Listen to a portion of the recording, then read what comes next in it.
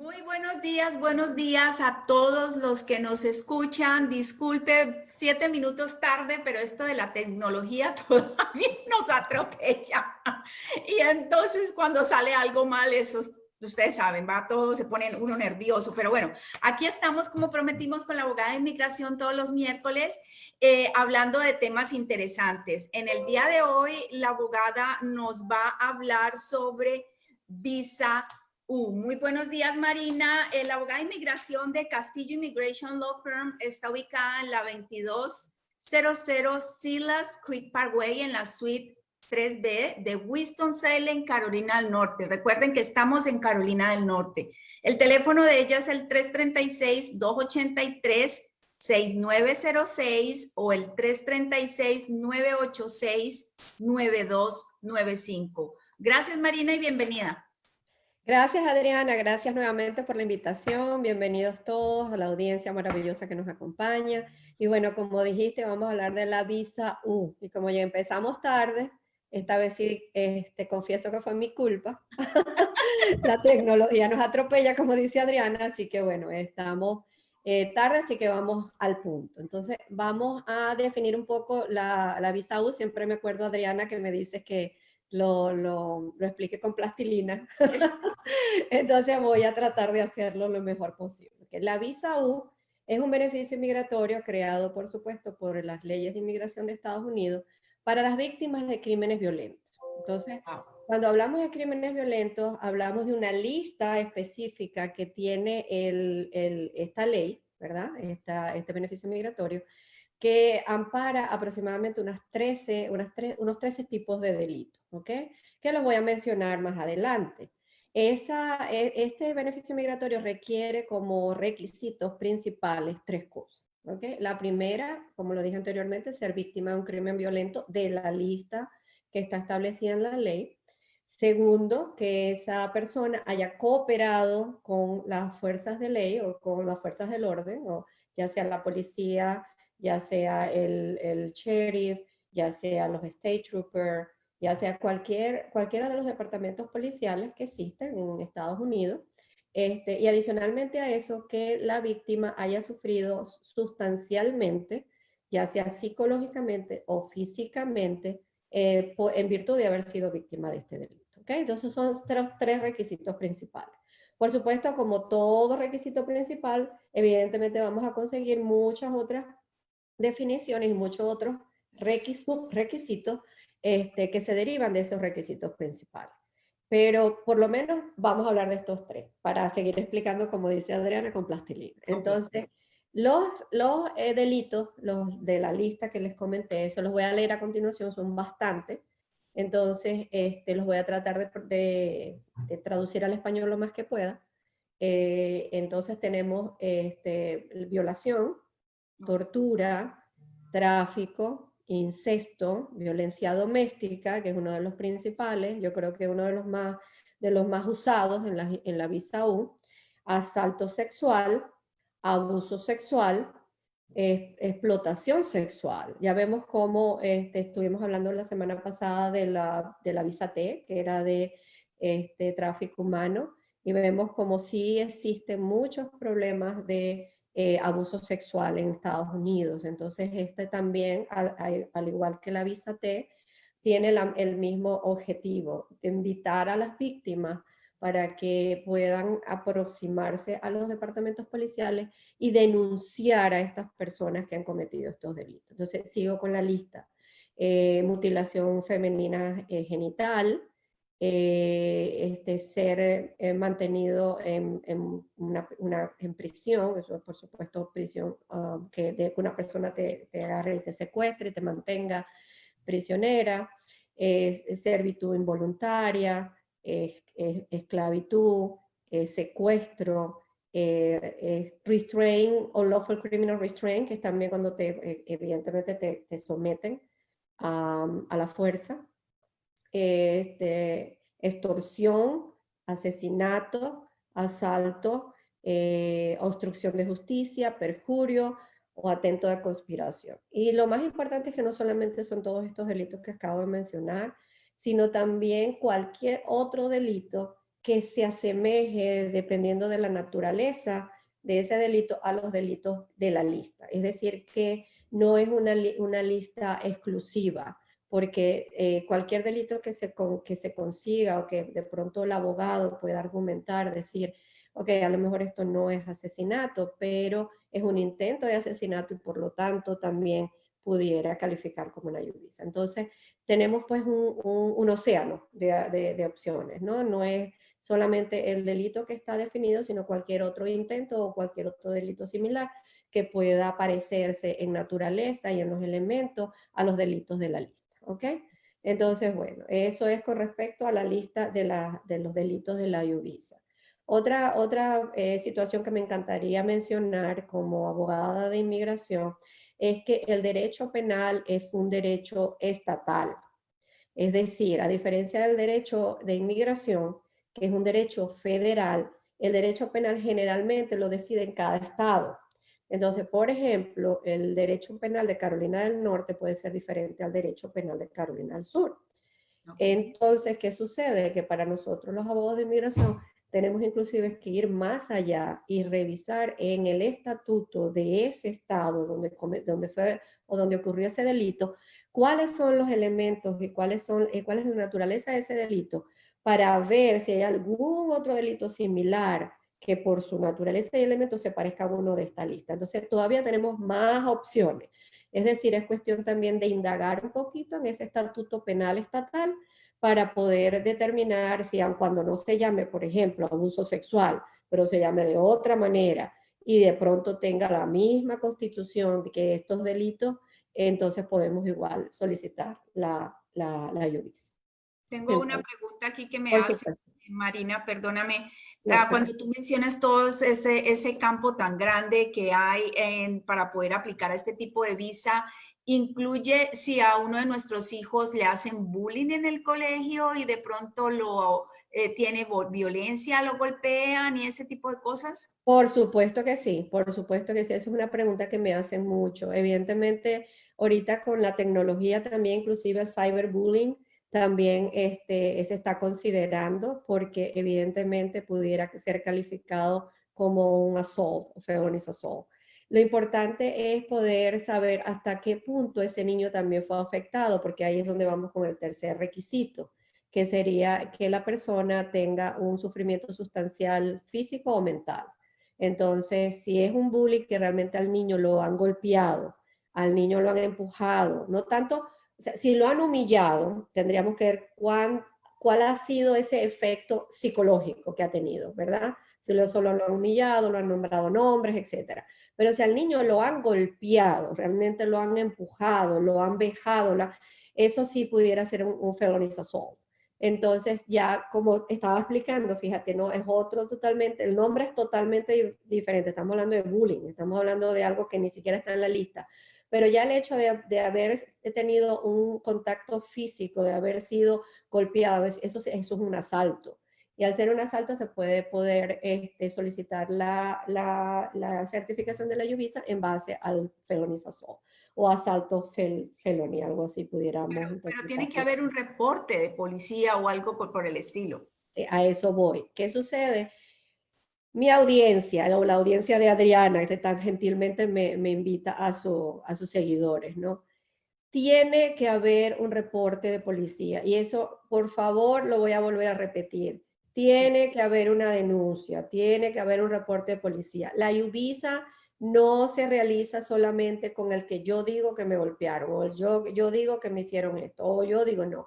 Tiene que haber un reporte de policía o una denuncia a cualquiera de los departamentos policiales que existen en Estados Unidos y le voy a explicar por qué. Uno de los requisitos indispensables, y ese sí no es que puede ser similar o no puede ser, no, tiene que ser, o sea, un requisito indispensable, es la certificación del Departamento de Policía que estuvo involucrado en el evento.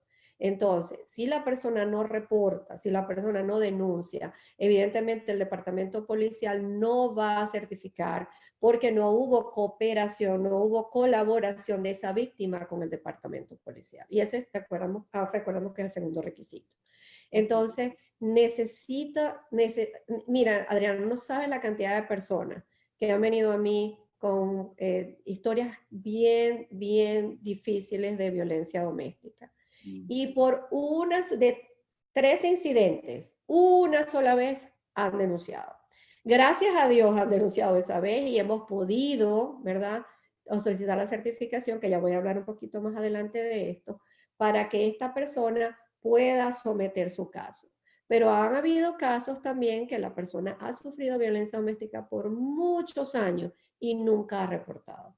En esos casos, tristemente, y me duele más a mí que la víctima, porque imagínate, o sea, escuchar a una persona en una consulta prácticamente llorándote, diciendo todos los maltratos que ha sufrido esa persona durante muchos años y tener que decirle, señora, si usted no pone la denuncia, si todavía hay oportunidades, o si usted no puso la denuncia, porque probablemente pasó en el pasado, probablemente no tenga oportunidad de perseguir la IUVIS. Y estamos hablando de casos fuertes, Adriana, Fuerte, muy fuertes. me imagino en el tema de violencia doméstica también he tenido personas que se me acercan y me cuentan y básicamente me quedo sorprendida que a estas alturas de la vida nosotros todavía estemos en esto.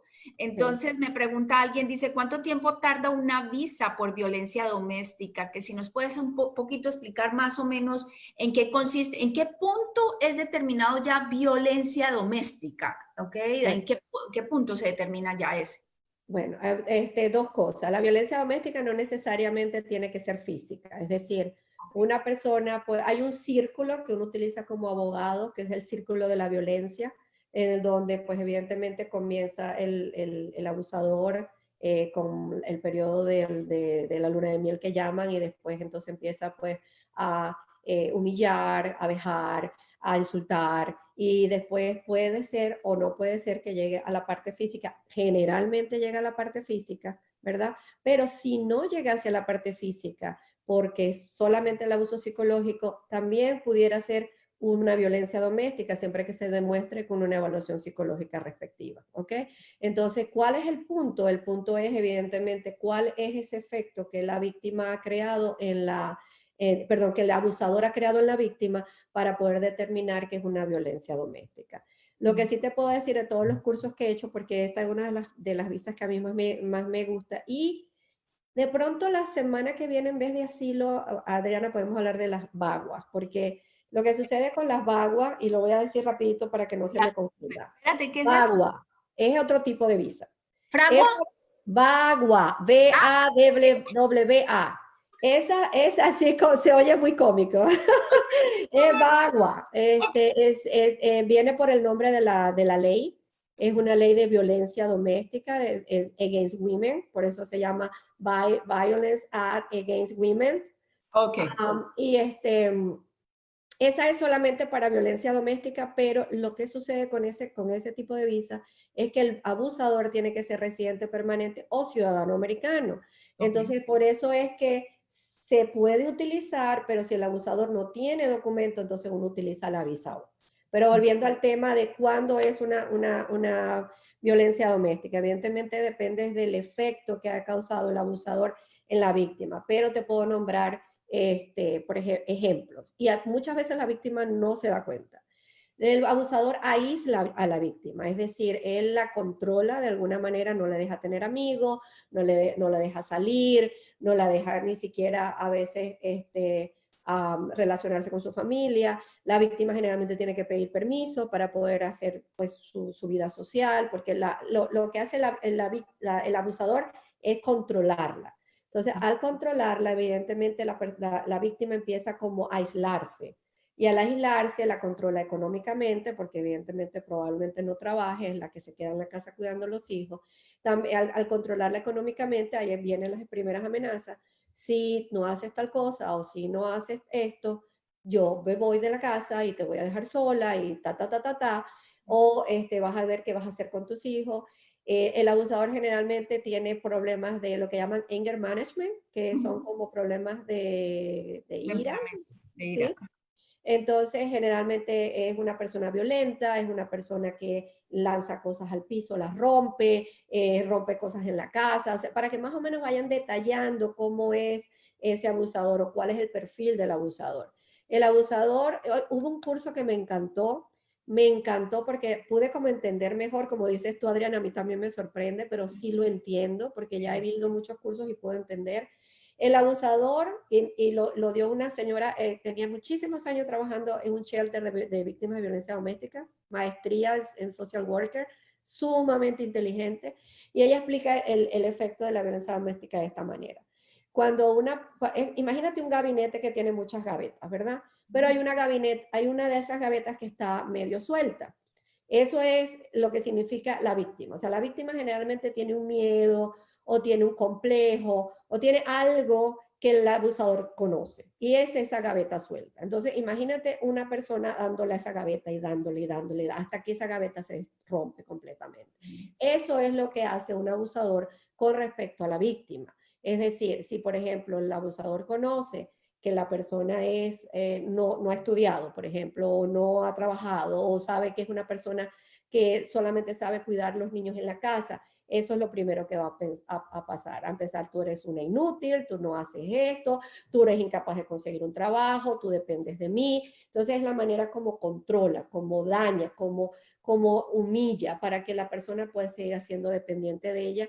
Y de hecho hay un estudio que dice que inclusive las víctimas en el fondo se sienten culpables cuando el abusador se enoja o se molesta porque cree que es su culpa. Es decir, de tanto escuchar, tú no sirves para nada, tú eres esto, tú eres aquello. Realmente cuando el abusador llega a la casa y se molesta porque no está la comida en la mesa cuando él dice, o porque algo no está limpio, o porque lo que sea que se le ocurra en ese momento, que sabemos que no es culpa de la víctima, sino es su propio problema de anger, que se desquita con la víctima y ella piensa en el fondo que es su culpa. Piensa que ella debió a lo mejor quizá tener la comida en el momento que él llegaba, o quizás tenía que hacer más cosas para limpiar la casa, o quizás tenía que mantener, inclusive hay casos en que el abusador se molesta porque los niños griten, y entonces ellas se ponen tan nerviosas como, voy a mantener a mis hijos encerrados en un cuarto para que cuando llegue mi esposo no los escuche. Cosas como por el estilo. Porque ellos realmente en el fondo creen que es su culpa. Entonces, bueno, de aquí podemos hablar todo el día de la violencia doméstica, pero volviendo al punto que me dijiste, el punto para determinar la violencia doméstica generalmente, si es física, por supuesto, evidentemente lo podemos demostrar. Si es psicológica, con una evaluación psicológica también se demuestra. Ok, tenemos varias preguntas, Marina, y definitivamente estoy como que, wow, ¿qué es esto? No, todavía ni lo entiendo, porque definitivamente sí, a estas alturas de la vida todavía tenemos demasiado abuso en el hogar y con las personas. Ese tipo de cosas que tú estás diciendo, ¿el racismo está dentro de ese grupo o no? Es una pregunta como muy amplia, pero ahorita que estamos pasando por todas estas cosas, Adriana, es bueno que lo mencione. Sí, hay casos en los cuales sí. Hay casos en los cuales, y estamos hablando y los conozco y los puedo conversar, casos y estamos hablando, ahí vamos a hablar un poquito más de Bagua, que inclusive voy a cambiar el tema, vamos a hablar de Bagua. Ok. La mayoría de los casos de Bagua, estamos hablando de residentes permanentes o ciudadanos americanos, ¿ok? Que son los abusadores, ¿ok? Ellos utilizan el tema del racismo o el tema del national origin para poder humillar a la víctima. Es decir, imagínate un ciudadano americano, no estoy hablando de todos, porque evidentemente como en los latinos hay buenos y malos, en los morenos hay buenos y malos, en los blancos también hay buenos y malos, o sea, no estamos hablando de que todos los blancos hacen esto, sino algunos. Ellos se casan con una persona inmigrante, ¿ok? O de pronto, inclusive, pasa mucho también cuando traen a los fiancés de otros países, que son los novios o las novias, las traen de otros países y bueno, ese es un tipo de visa para poder pues traer a tu novia y casarte acá. ¿Qué sucede? Que muchas de esas relaciones, cuando la persona es un abusador, no estoy hablando de todos por supuesto, sino cuando es un abusador, cuando realmente tiene problemas de violencia, utiliza la cultura o utiliza el origen nacional para humillar a la persona. Es decir, tú india, que no eres capaz de conseguir un trabajo, tú india, que ni siquiera sabes hablar inglés, tú que vienes quizás de una selva, y sé qué pasa, o sea, sí pasa. Si estamos hablando de racismo, sí, en cuanto a la discriminación del americano contra el inmigrante, sí, sí pasa, sí sucede. Es bueno que lo traigas a colación y bueno, me atrevo a crear un paréntesis aquí de todo lo que está pasando y pues a dar mi opinión con respecto a esto. Creo que sí es hora de hablar, como decimos en inglés, stand up, porque pues lo que está sucediendo es algo que nos concierne a todos, inclusive a nosotros los latinos, aun cuando no seamos morenos. Yo creo que la violencia, yo creo que lo que es la parte de discriminación y la vida como tal, es un regalo precioso que nadie tiene derecho a quitarle a nadie. Entonces yo Exactamente. considero que lo que está pasando, evidentemente no estoy de acuerdo con la violencia, eso es otra cosa que podemos hablar, pero sí creo que hay que protestar y sí creo que hay que hablar de esto porque el racismo existe y hay que hablarlo a voz populi, no hay que callarlo. Inclusive los invito a hablar con sus hijos de esto. ¿No? Exactamente. Aquí tengo una pregunta que me hacen, y tengo varias preguntas, para serte sincera. ¿Qué me han hecho? Déjame, yo organizo esto. Ok. Una pregunta, cuando se habla de violencia doméstica, ¿la parte agresora tiene que ser residente ciudadano? ¿Puede ser otra persona inmigrante haciendo o Ok, no? ahí es donde creo que se me confundieron. El bagua, que es la visa que te dio risa, como suena, es la que necesita que el abusador o la persona que sea violenta sea ciudadano americano o residente permanente. En la Oh, U visa, que tiene una lista enorme que incluye la violencia doméstica, el victimario no necesariamente tiene que ser residente permanente o ciudadano americano, puede ser indocumentado. Ujú. perfecto, aquí tengo esa Por eso pregunta. te dije que la semana que viene vamos a hablar un poco más de Bagua, porque la violencia doméstica es sumamente compleja, es sumamente interesante. Ok, aquí nos pregunta sobre el racismo en los empleos. Creo que contestamos esa pregunta en términos de racismo, que es bastante general. Preguntan también si fuiste agredida con insultos por un manager general en tu trabajo hace 9 años, pero no hubo reporte de policía, ahí no hay nada que hacer, me imagino. Es muy complicado. Si no hubo reporte policial es muy complicado. Y como digo, depende también de cómo fue ese caso, ¿no? Si no hay reporte policial, lamentablemente no podemos hacer nada. Pero si hubiese reporte policial, también tendríamos que ver cuál fue el daño psicológico que ese tipo de actitud del manager con respecto al trabajador, ese efecto en cuanto al psiquis de la víctima. Ujú. Una de las cosas que me preguntan también es, con el miedo de pensar de que me van a deportar, entonces tampoco lo denuncio porque le dan miedo, entonces se callan eso. ¿Puede suceder que por el simple hecho de irlo a reportar a la policía, lo vayan a deportar? No, realmente los departamentos de policía, y sí entiendo el miedo porque precisamente por eso nace la U-Visa, por eso nace la T-Visa. Ujú. Nacen precisamente por eso, porque notaron que las comunidades minoritarias, las comunidades inmigrantes no reportaban esos delitos. Y de ahí nace este beneficio migratorio para llamar y animar a la persona para que pudiera ir al departamento policial y poner la denuncia. Y como premio a ese esfuerzo, que es enorme, porque yo sé que hay mucho miedo, pues se te puede otorgar ese beneficio migratorio. Pero no, generalmente el departamento policial tiene que defender a la víctima. Es decir, si la persona evidentemente se acerca para decir yo soy víctima, protégeme, ellos no deberían estar pensando en cuál es el estatus legal de la persona para ver si lo defienden o no.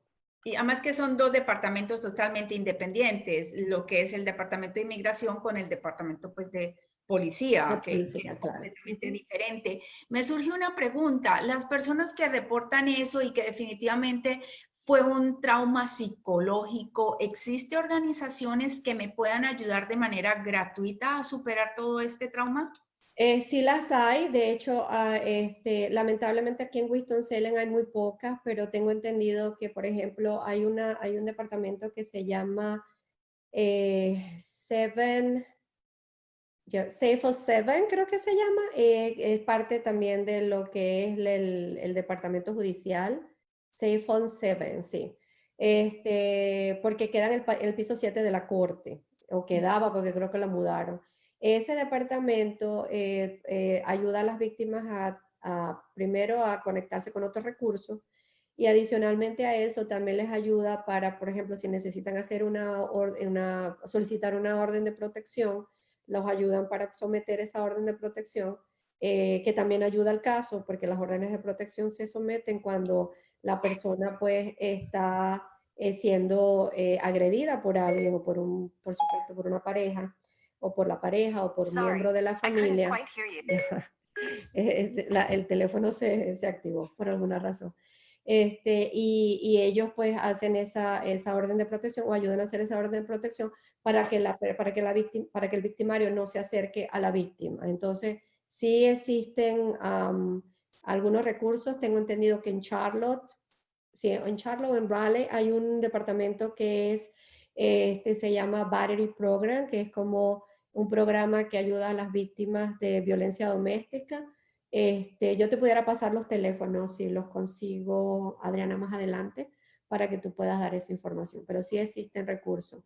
Yo Tengo lo voy a entendido poner que, ahí sí, como texto, tú me mandas y yo lo puedo colocar ahí para que todos, pues, porque yo entiendo que muchas personas trabajan hasta ahora, no se pueden conectar como el video que ha grabado y también lo se sube pueden al ver. canal nuestro de YouTube, Adriana Reyes Realty, también Marina lo sube a su canal de Castillo Immigration Law Firm, que también está en YouTube, entonces ahí encuentran muchísima información, chicos, mientras ustedes ven este video, compartan, por favor, compartan, compartan, compartan, porque alguien que esté afuera puede escucharlo y realmente lo necesita. ¿Ok? Claro. Es muy importante. Abogada, una pregunta. ¿Qué pasa si a mí me sucedió ese tipo, cualquiera de esa lista grande? Yo hice el reporte de policía, pero no me siento todavía súper asustada y no he querido hacer nada todavía. ¿Cuánto tiempo tengo para yo poder Ah, aplicar? esa es una excelente pregunta, Adriana. El tiempo vamos a explicarlo de esta manera, depende del departamento de policía. ¿Qué sucede? Que cuando la ley de inmigración le dio al departamento de policía discrecionalidad para poder firmar la certificación, a la solicitud de las certificaciones, que es el primer paso para poder después aplicar por la visa en el departamento de inmigración, le dio discreción para determinar cuándo firmar esas certificaciones o no. Entonces, ¿qué sucede? Que hay departamentos de policía que entienden esa discrecionalidad como, bueno, voy a dar unos 4 años o voy a dar unos 5 años. Realmente la ley no establece ninguna prescripción. En inglés eso se llama status of limitations. En español es prescripción. En la ley de inmigración no existe prescripción con respecto al tiempo que puede pasar desde que la víctima fue, evidentemente tuvo este problema con el delito de la lista que estuvimos hablando, hasta el momento en que la persona, como dices tú, se atreve, ya dice, ¿sabes qué? Voy a intentarlo. Por un lado. Voy a dar 2 ejemplos acá en el triad. Y lo voy a decir con mucha responsabilidad porque yo no estoy de acuerdo, y lo repito, y de verdad con mucha responsabilidad lo digo, no estoy de acuerdo con los departamentos policiales que le colocan un término, un tiempo, un deadline a las firmas de las solicitudes de U-Visa Certification o las certificaciones de las visa U. ¿Por qué? Porque la ley no lo permite, o sea, no lo establece. Si la ley no lo establece, a mí me parece que los departamentos de policía no deberían tener un límite. Esa es mi humilde opinión, la opinión de Marina Castillo. Y voy a dar 2 ejemplos. La policía de Greensboro, que estamos acá en el Trial, en Carolina del Norte, me han certificado solicitudes de víctimas ya sea de felonies assault o de cualquiera de estas otras, de sexual abuse o cualquiera de estos otros delitos que hemos mencionado. Me han firmado certificaciones de situaciones que han pasado en el año 2000, para que más o menos tengan idea. ¿Ok? La policía de Winston-Salem, ¿verdad? Tiene otro criterio. Y nosotros estamos en Winston-Salem, por eso es que quiero hablar de esto. Y ellos tenían una política que solamente daban 2 años. El año pasado tuvimos una reunión con varios líderes de las iglesias, pastores, líderes de non-profit, y fuimos y hablamos con la jefa de la policía. Hubo un encuentro en donde hubo casi 400 personas en una iglesia, y le pedimos a la jefa de la policía que extendiera ese tiempo, porque 2 años es muy poco, Adriana. 2 años, imagínate una víctima de violencia doméstica que ha sido golpeada, terminado en el hospital. En 2 años, ella apenas está tratando de, como dicen en Estados Unidos, volver a empezar. Y ella lo que menos va a estar pensando es, voy a ir a un abogado, o sea, estoy quebrada por dentro, estoy quizás golpeada físicamente, estoy quebrada económicamente porque no he trabajado por muchos años, no tengo el apoyo de nadie, a lo mejor el victimario terminó en la cárcel, y todavía sí, lo primero que voy a hacer es voy a ir a hablar con un abogado. Evidentemente no, entonces 2 años es muy poco tiempo. En esa reunión, la jefa de la policía aceptó extender los 4 años y al año siguiente 5 años. Es decir, que ahorita tenemos una ventana, porque ya estamos en el 2020, de 5 años. Sin embargo, lo vuelvo y lo repito, yo no estoy de acuerdo, pero es mi humilde opinión, en que los departamentos de policías tengan que ponerle un tiempo, porque la ley no lo establece. Sin embargo, evidentemente es lo que es, it is what it is, y tenemos que, por supuesto, trabajar con lo que tenemos, quizás seguir empujando, quizás a lo mejor en futuro tengamos otras reuniones con la jefa de la policía, a tratar de extender un poco más los 5 años, pero ese es más o menos el ejemplo que te puedo dar. O sea, mientras que unos departamentos de policía lo hacen por 20 años, como me pasó con Greensboro, hay otros que te ponen un límite. Ok, No sabemos, depende del departamento de policía. Departamento de Policía. Y la última pregunta para terminar, un robo a mano armada, pues que entren a tu casa, te encierren con pistola y lo reporte, ¿eso no incluye dentro de la visa U? Bueno, esa es otra de las preguntas que es bien compleja explicarla. Cuando una persona, sí, porque el delito que existe se llama felony assault, Ok. el que está en la lista, ¿ok? Entonces, evidentemente, cuando una persona está apuntada con un arma y evidentemente hay un asalto, porque ya de por sí hay un asalto, si la persona es golpeada, la persona simplemente es empujada, retenida, la meten en un cuarto, eso ya puede ser inclusive kidnapping, porque pues una persona está prácticamente retenida, sin, o sea, no por voluntad propia. Entonces, hay que hacer como muchas mezclas de delitos para que ellos puedan, los departamentos policiales, puedan determinar que sí puedan certificar la Yuvisa. La policía de Winston-Salem ha sido bastante dura en eso también, con respecto al robo a mano armada, para poder certificar, pero bueno, ya es el trabajo de los abogados tratar de hacerles entender al departamento policial que pues el hecho de que es un robo a mano armada también es un asalto, porque no es que te están diciendo te voy a robar, es que si no me das tal cosa te mato. Entonces, claro, evidentemente eso pone la vida en peligro de la persona y se parece o tiene, ¿se acuerdas cuando al principio hablé de la naturaleza y los elementos del delito? Si hay similitudes entre la naturaleza y el elemento, entre el felonización y el robo a mano armada. Sin embargo, pues hay que argumentarlo, hay que explicarlo y depende de la policía, del departamento policial, si certifica o no. Okay, yo creo que lo peor es no intentarlo. okay. Pero evidentemente sí, en Greensboro no he tenido ese problema. O sea, hay una High Point oportunidad. tampoco, en Ashboro no he tenido ese problema, pero sí la policía de Winston-Salem ha sido un poco dura para firmar la certificación. O sea que ahí hay una oportunidad, pues se nos acabó el tiempo, Marina. Definitivamente hay oportunidades. Creo que este es el cuarto video que hacemos, Marina, si no estoy mal. Todos los videos quedan grabados para que ustedes, por favor, si faltó algo, entraron a la mitad y no lo alcanzaron a ver completo, el video lo subimos. Queda tanto grabado en Facebook como que lo subimos a nuestro canal de YouTube que se llama Adriana Reyes Realty. Por favor, suscríbanse para que ahí van a ver todos los videos que hemos tenido.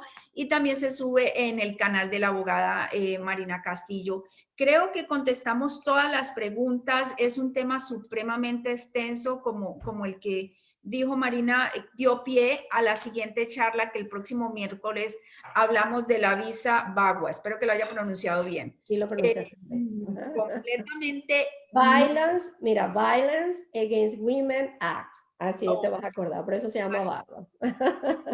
Estoy apenas aprendiendo, o sea que de verdad que sí, muchísimas gracias por instruirlos, gracias a todos por conectarse, por favor compartan esta información, compartan, que es muy importante. En estos momentos la información viniendo de la fuente es vital, o sea, no es que me le dijo el tío, el primo, el compadre, no, de parte de una abogada de inmigración local. Ella sabe exactamente porque ella lleva un tiempo trabajando esto y tiene su oficina en Winston-Salem, Carolina del Norte. Espero pues que todos estén bien. Muchísimas gracias por conectarse a todos. Por favor, no se les olvide que el directorio de servicios está disponible y el viernes estaré yo contestando preguntas sobre el proceso de compra y venta de una casa. Muchísimas gracias. Cuídense, cuídense a los más vulnerables. Muchas bendiciones. Gracias, Marina, por estar con nosotros hoy. Gracias, Adriana, y bueno, también muchas bendiciones en sus casas, cuídense y bueno, mantengamos por supuesto la calma, pero sí en estos momentos más que nunca nosotros los inmigrantes tenemos también que unirnos, no a la violencia por supuesto, pero sí hablar en contra del racismo. Muy importante hablarlo con nuestros hijos también. Eso es fundamental. Pongámosle ganas, mucha energía. De esta salimos y salimos juntos. Muchas bendiciones. Feliz día. Dios los bendiga. Ok, Chao. amén. Que esté muy bien. Hasta luego. Gracias. Nos vemos el miércoles que viene. Bye.